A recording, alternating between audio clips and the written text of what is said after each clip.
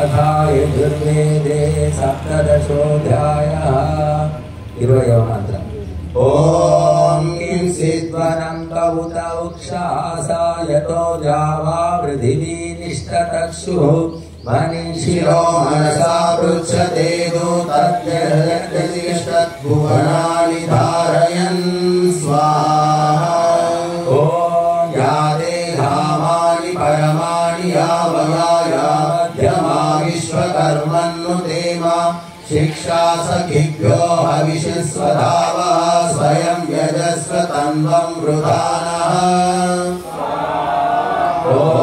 विश्वकर्मन् हविषा वा वृधानः स्वयं यजस्व पृथिवीमुदज्ञां मुह्यन्त्यन्ये अभितः सपत्ना इहास्माकं मघवा सूरिरस्तु ॐ वाचस्पतिं विश्वकर्माणमूर्तये मनो ध्रुवं वारे अद्याहुवेम स नो विश्वानि हवनानि जोषद्विश्वशम्भूरवसे साधुकर्मा स्वाहा ॐ विश्वकर्मन् हविषा वर्धनेन भ्रातारमिन्द्रमकृणोरवध्यम् तस्मै विशासनमन्त पूर्वीरयमुग्रो विहव्यो यथासत् ॐ चक्षुषा विडा मनसा हीरो घृतमेने अजननं नमानि यदेदन्ता अदद्रुहन्त उर्वादिद्या वा पृथिवी अप्रथेताम् ॐ विश्वकर्मा विमना आद्विहाय धाता विधाता परमोदसन्दृक् तेषामिष्टानि समिषा मदन्ति यत्रा सप्त ऋषि पर एकमाहुः ॐ यो न पिता जनिता यो विधाता धामानि वेद भुवनानि विश्व यो देवानां एक एव संकृष्णं भुवनायन्त्यन्या स्वाहा ॐ तायजन्त द्रविणं समस्मा ऋषयः पूर्वे जरितारो न भूला असूते सूते रजसी शशते ये भूतानि संकृण्वन्निमानि स्वाहा ॐ परो दिवापरयेन पृथिव्या परो देवेतिरसुरै यदन्ति किंचिद्गर्भं प्रथमं दद्रापो यत्र देवाः समपश्यन्तः पूर्वे स्वाहा ॐ तमिद्गर्भं प्रथमं दद्रापो यत्र देवाः समगच्छन्त विश्वे अयस्य नाभावत्येकमर्पितं यस्मिन् विश्वानि भुवनानि तस्थुः ॐ नरं विराधयास्म्यादस्माकमन्तरं बभूव नीहारेण प्रावृता जल्या चासुत्रुपौक्थशासश्चरन्ति ॐ विश्वकर्मा ह्यजनिष्ठदेव आदिद्गन्धर्वो अभवत् तृतीयः पिता जनितौषधीनामपां गर्भं व्यदधात् पुरुत्रा ॐ आशोषिषानो वृषभो न भीमो घनाघनः शोभनश्चक्षणीनां संक्रन्दनो निमिषयेकवीरः शतं सेना अजयत्साकमिन्द्रः ॐ संक्रन्दनेना निमिषेण विष्णुनायुक्तारेण दुश्चवनेन धृष्णना तदिन्द्रेण जयत तत्सर्वं युधो नरायुषु हस्तेन वृष्णा ॐ सायुषु हस्तैः निषङ्गिभिर्वशी संसृष्टा सायुधा इन्द्रो गणेन संसृष्टा सोमपाबाहुषद्युग्रधन्वा प्रतिजिताभिरस्ता ॐ बृहस्पते परिधीया रथेन रक्षोहामित्रापबाधमानः प्रभञ्जन् सेनाः ब्रह्मणो युधा जयन्नस्माकमेध्य वितारकानाम् ॐ ॐ बलविद्याय स्थविरं प्रवीरः सहस्वान् वाजी सामानवुग्रः अभिवीरो अभिसत्त्वा सहोजा चैत्रमिन्द्ररथमातिष्ठगोवी स्वाहा ॐ गोत्रभिदं गोविदं वज्रबाहुं जयन्तमज्मः गृणन्तमोजसा इमं सजाता अनुवीरयध्वमिन्द्रं सखायो अनुसंरभध्वम् ॐ अभिगोत्राणि सहसा गामानोदयो वीराशतमन्युरेन्द्रः दुष्यवनः सुतनाषाढयुद्धो स्मरं सेना अवतु हरिवत्सु स्वाहा ॐ इन्द्रासां नेता बृहस्पतिर्दक्षिणायज्ञोपयेतु सोमः देवसेनानामभिभञ्जतीनां जनयतीनामरुतो यन्त्वग्रम् ॐ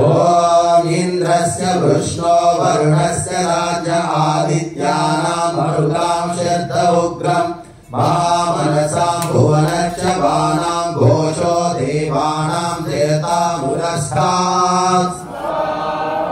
ॐ उत्कर्षयामघवन्नायुधान्यत्सु तत्त्वानां मनांसि उद्वृत्रहन् वाजिनां वाजिनान्युद्वृत्तानां जयतां यन्तु घोषाः ॐ अस्माकमिन्द्र समृद्धेषु भद्रेषु अस्माकं या इषवस्ता जयन्तो अस्माकं वीरा उत्तरे भवन्त्वस्माभुदेवा अवता हवेषु ॐ अमीषां चित्तं प्रतिलोभयन्ति गृहाणां व्यप्ये परेः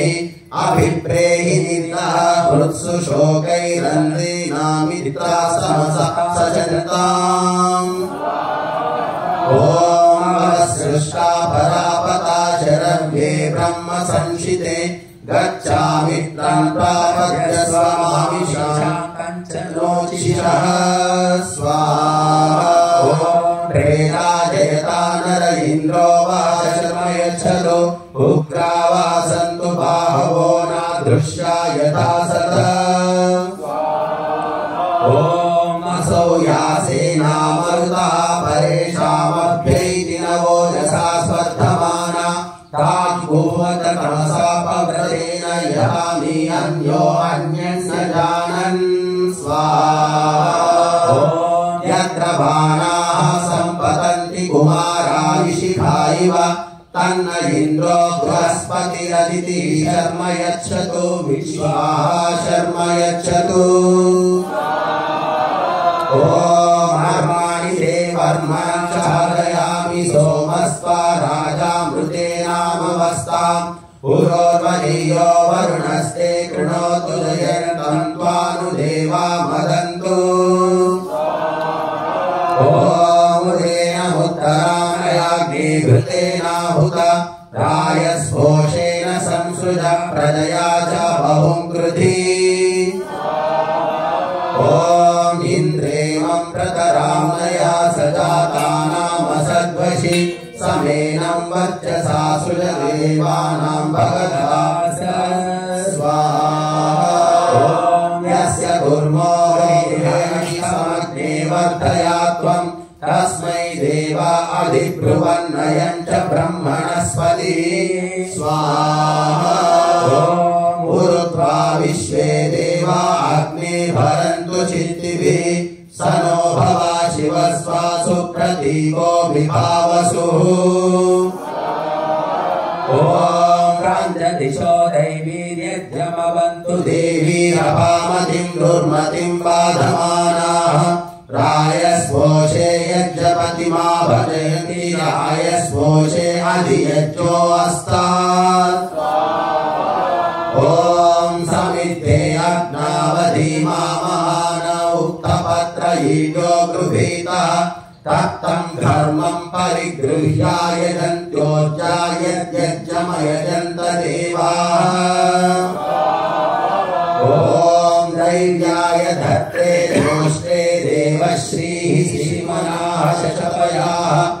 परिगृह्य देवाय च मायन् देवा देवेभ्यो अध्वर्यन्तो अस्तु ॐ भीताहविः शमितं शमिताय यद्यैतुलीयो यज्ञे यत्र हव्यमेति ततो भागाशिषो नो दुषन्ताम् ॐ सूर्यरश्मिर्हरिकेशा पुरस्तात् सविता ज्योतिरुदयामयस्रम् तस्य पूषा प्रसवे याति विद्वांस्तमस्पश्यन् विश्वा भुवनानि गोपाः ॐ विमानये च विवो मध्य आस्तापः परिहान् रोदसी अन्तरिक्षम् स विश्वाचीरभिचष्टे घृताचीरन्तरा पूर्वमपरम् च केतुम् ॐ गुक्षा समुद्रो अरुणः सुपर्णः पूर्वस्य योनिम् पितुराविवेश मध्ये दिवो नीता वृष्टिरश्मा विचक्रमे रजसस्पाद्यन्तौ स्वाहा इन्द्रम् विश्वा अविवृधन् समुद्रम्यजसम् गिरः प्रथितमम् रथीनाम् वाजानाम् सत्पतिम् पतिम् ॐ देवहुर्यज्ञ आचवक्ष सुम्नवाहुर्यज्ञ आचवक्ष यक्षदग्निर्देवो देवा आचवक्ष स्वाहा ॐ वादिस्य मा प्रसव उद्ग्राभेणो दद्रभि अधा सपत्नानिन्द्रो मे निग्राभेणाधरा अकः स्वाहा ॐ उद्ग्राभम् च निग्राभम् च ब्रह्मदेवा अविवृधन् अधा सपत्नानिन्द्राग्नि मे विशोचिष्यताम् स्वाहा ॐ क्रमध्वमग्निनानाकमुख्यम् हस्तेषु बिभ्रतः दिवस्पृष्टम् स्वर्गत्वा मिश्रा देवेभिराध्वम् स्वाहा ॐ राजीमनो प्रदिशम् प्रेहि विद्वानग्नेरग्ने पुरोक्तिर्भवेह विश्वाशादिजानो विवाह्योजम् नो देहि बलये चतुष्पदे ॐ पृथिव्यामुदन्तरिक्षमारुहन्तरिक्षादिवमारुहम् दिवो नागस्य पृष्ठास्त्वज्योतिरगामहम् ॐ स्वर्यन्तो नापेक्षन्त आज्ञाम् रोहन्ति रोदसी यज्जन्ये विश्वतो धारम् सुविद्वांसो वितेनने ॐ अग्ने प्रेहि प्रथमो देवयताम् चक्षुर्देवानामुदमत्यानाम् यक्षमाणा भृगवी सदोषा स्वर्यन्तु यजमानाः स्वस्ति ॐ नक्तोषासा समनसा विरूपे धापयेते शिशुमेकम् समीचि यावाक्षामारुक्मो अन्तर्विभाति देवाग्निम् धारयन् द्रविणोदाः स्वाहा ॐ अग्ने सहस्राक्षरजमूर्धम् शतम् ते प्राणाः सहस्रम् यानाः त्वम् सहस्रस्य रायरीषिधे तस्मै ते विधेम वाजाय ॐ सुपर्णोऽसि गरुत्मान् पृष्ठे पृथिव्याः सीद भासान्तरिक्षमापृणनो ज्योतिषा दिवमुत्तभान तेजसा दिश उद्बृम्भ ॐ आजुह्वान सुप्रतीका पुरस्तादग्ने स्वं योनिमासीद साधुया अस्मिन् सदस्ते अद्युत्तरस्मिन् विश्वे देवा यजमानस्य सीदत ॐ तां सवितुर्वरेण्यस्य चित्रा महागृणे सुमतिम् विश्वजन्याम् यामस्य कण्वो अगुभत्रमीला सहस्रधाराम् पयसा मयीङ्गाम् ॐ विधेम ते परमे जन्मन्नग्ने विधेम सोमैरवरे सदस्ते यस्माद्योने रुदारिधायते तं तत्ते कविंषि जुहुरे समिते ॐ प्रेतो अग्ने दीदिः पुरो नोजस्कया सूर्याय विष्ठ त्वां शश्वन्त उपयन्ति वाजाः ॐ अग्नेतमद्याश्वन्नस्तोमैः क्रतं न भद्रं हृदि स्पृशं रुद्ध्यामातवोहैः ॐ चित्तिं जुहोमि मनसा घृतेन यथा देवा इहोत्रारुतावृता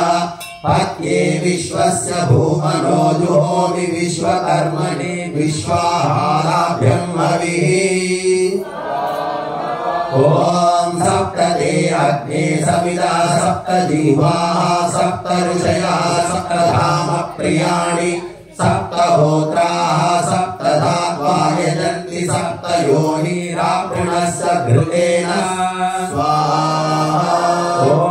शुक्रज्योतिश्च चित्रज्योतिश्च सत्यज्योतिश्च ज्योतिष्माश्च शुक्रश्च तपाश्चात्यं ॐ ईद्रुं चान्याद्रुं च सन्द्रुं च प्रतिसन्द्रुं च मितश्च संमितश्च स्वाहा स्वाहा ॐ ऋतश्च सत्यश्च ध्रुवश्च धरुणश्च धर्ता च विधत्ता च धारयः ॐ ऋतजिच्च सत्यजिच्च सेनजिच्च सुषेणश्च अन्त्रिमित्रश्च ध्रुवे अमित्रश्च गणः ॐ वृक्षास एकादृक्षास ऊष्णः सदृक्षास प्रतिसदृक्षास एतन मितासश्च संमितासो नो अद्य सबरसो मरुतो यज्ञे अस्मिन् ॐ स्वतवाश्च प्रकाशी च शान्तपनश्च गुहेहि च क्रीडी च शाकी चोद्येशी ॐ इन्द्रं देवीर्विशो मरुतो नुवर्त्मानो भवन्यथेन्द्रं दैवीर्विशो मरुतो नुवर्त्मानो भवन् एवमिमं यजमानं दैवीश्च विशो मानुषीष्ठानुवर्त्मानो भवन्तु ॐ इमं स्तनमूर्जस्वन्तं धयामीर्णमग्ने शरीरस्य मध्ये उत्संजुषस्व मधुवन्तमर्वन् समुद्रियं सदनमाविशस्व ॐ घृतं विमिक्ष्ये घृतमस्य योनिर्घृते श्रितो घृतं वस्वधाम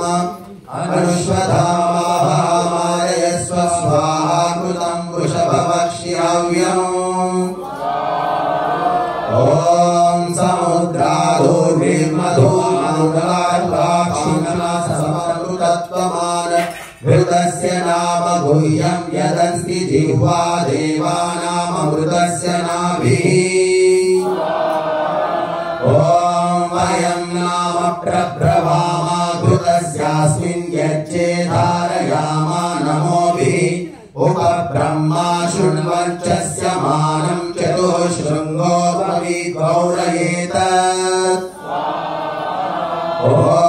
चत्वारि शृङ्गा त्रयो अस्य पादा द्वे शीर्षे सप्तहस्तासो अस्य त्रिधा बद्धो वृषभोरोरवीति महो देवो मत्याविवेश ॐ त्रिधा इदं हरिभिर्गुह्यमानं गविदेवासो घृतमन्वविन्दम् इन्द्र एकं सूर्य एकं यजानमेनादेकं स्वधया निष्ठतक्षुः ॐ एतार्षन्ति हृदया समुद्राक्षतव्रजारिपुणानावचक्षे घृतस्य धारा अभिचाकशीमि हिरण्ययोगेतसो मध्य आसाम् ॐ सम्यक् स्रवन्ति सरितो नदीनान्तर्हृदा मनसा पूयमानाः एते अर्षन्त्यूर्मयो घृतस्य मृगा इव क्षिपणोरीशमानाः ॐ सिन्धोरिवा